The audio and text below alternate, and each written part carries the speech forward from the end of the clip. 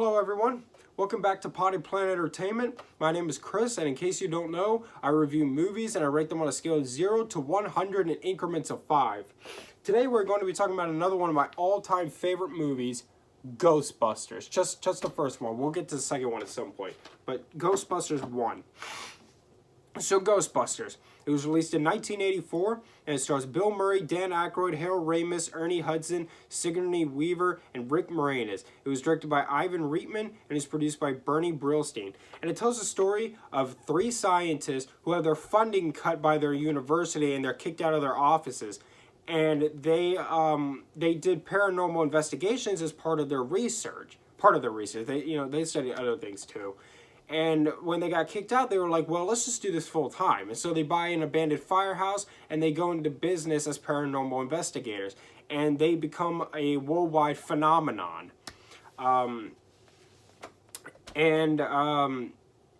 There is a ghost living that is like hunting a woman who is Sigourney Weaver, and it's pretty much terrorizing her. And so she goes to them for help, and so they're investigating her thing, and I'll just leave it at that. Because you find out what really is going on as the movie goes on, so I'll just leave it at that. What can I say about Ghostbusters, man?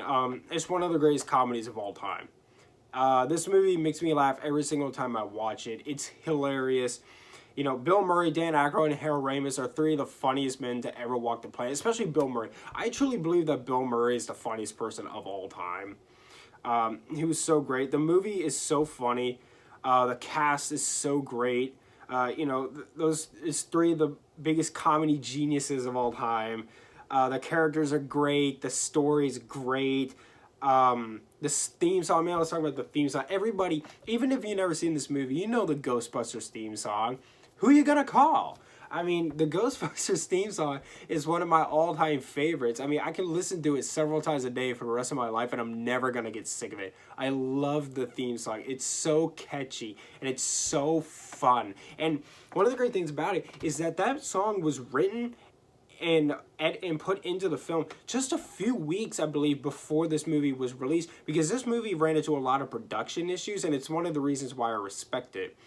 And so Ray Parker Jr., he really wrote a fantastic song for this film, and he did it with not a lot of time. So I give the dude credit. He wrote a masterpiece on a time crunch. Really, really great theme song. I love it. And the iconic logo. Everybody knows the iconic Ghostbusters logo of the ghosts like this, and it's in the red circle with the line through it. The logo's so great. The special effects are good. They could hold up better, but it's the mid-'80s, so, I'm willing to give it a pass. The only reason why I took off some points from Terminator for the special effects was because that movie was supposed to be kind of scary, and so I felt like having poor special effects kind of took that away from it. It made it cheesy instead of scary. But this movie's a comedy, so I'm willing to give it a pass on that.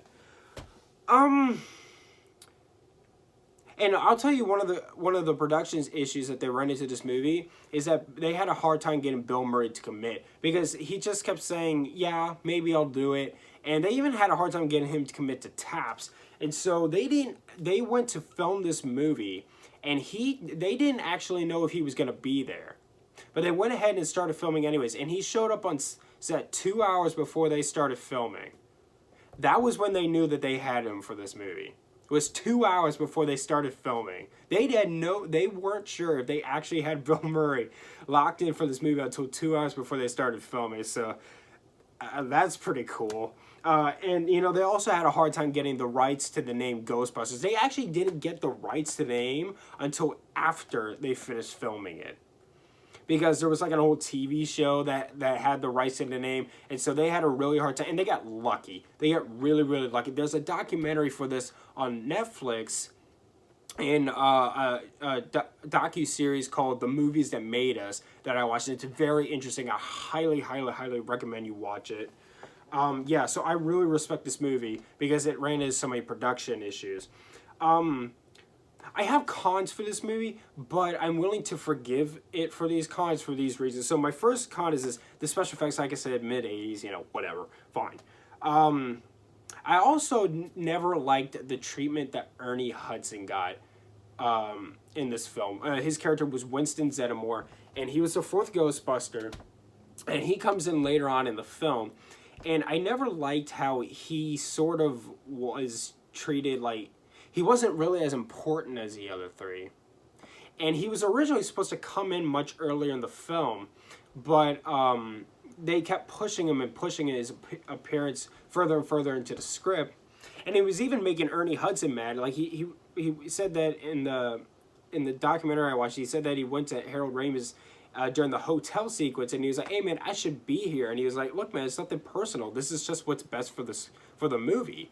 And Harold Ramis and Dan Aykroyd were the writers for the film, and them being the comedy geniuses that they are, I trust that they knew what they were doing. So I'm going to give them a reluctant pass on that. And then, yeah, so that's pretty much it. I mean, this is a great movie. It really is. It's one of the funniest movies of all time. Like I said, it's one of the greatest comedies ever made. Rick Moranis was so funny. Rick Moranis is such a funny actor, man. I totally forgot about him. They got him too. He's freaking.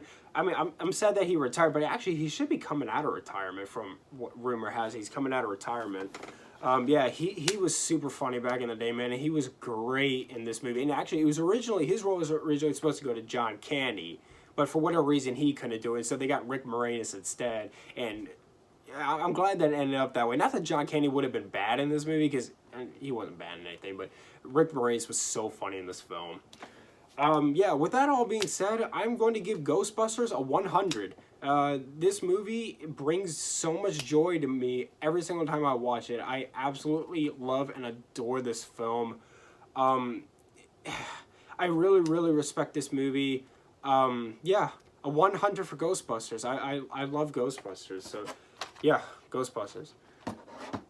Really, really great movie. If you haven't seen it, I highly recommend it. It'll make you laugh, I promise.